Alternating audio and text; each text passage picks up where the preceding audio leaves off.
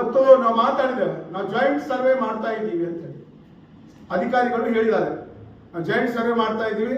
ಅದರಲ್ಲಿ agriculture department, revenue department ಮತ್ತು horticulture department ಮೂರನ್ನ ಸೇರಿಸಿ ನಾವು ಜಾಯಿಂಟ್ ಅದನ್ನ ಎಲ್ಲಿ ಯಾವಾಗ ಮುಗಿಸ್ತೀರಿ ನೀವು ಅದನ್ನ ಸ್ಪಷ್ಟಪಡಿಸಬೇಕು. ಆಡಳಿತ, ಜಿಲ್ಲಾಡಳಿತ ಸ್ಪಷ್ಟಪಡಿಸಬೇಕು.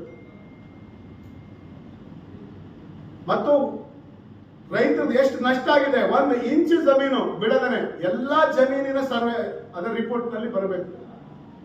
ಎಲ್ಲರಿಗೂ ಕೂಡ ಎಲ್ಲ ರೈತರದ್ದು ಏನೇನು ಹಾನಿ ಆಗಿದೆ ಅದು ಕಂಪ್ಲೀಟ್ ಆಗಿ ಅವರಿಗೆ ಪರಿಹಾರ ಸಿಗುವ ನಿಟ್ಟಿನಲ್ಲಿ ಆಡಳಿತ ಕ್ರಮ ತಗೊಳ್ಬೇಕು. ನಾನು ಉಸ್ತುವಾರಿ ಮಂತ್ರಿಗಳಾಗಲಿ ಅಥವಾ ಇಲ್ಲಿನ ಶಾಸಕ ಮಂತ್ರಿ ಅವ್ರ ಜವಾಬ್ದಾರಿ ಅದು. ಬಹುಶಃ ನಾವು ನಮ್ಮ ಜವಾಬ್ದಾರಿಯನ್ನ ಮಾಡ್ತಾ ಇದ್ದೇವೆ. ಪ್ರಾಮಾಣಿಕವಾಗಿ ರೈತರ ಬಾಗಿಲಿಗೆ ಹೋಗಿ ಎಲ್ಲೆಲ್ಲಿ ಏನೇನು ಹಾನಿ ಆಗಿದೆ ಅದನ್ನ ನಾವು ಗಮನಿಸಿ ಅದನ್ನ ಪತ್ರಿಕಾ ಮಾಧ್ಯಮ ಮುಖಾಂತರ ಮತ್ತು ವರದಿಯನ್ನ ಮಾಡಿ ನಮ್ಮ ವಿರೋಧ ಪಕ್ಷದ ನಾಯಕರಾದಂತಹ ಮಾನ್ಯ ಆರ್ ಅಶೋಕ್ ಅವರಿಗೆ,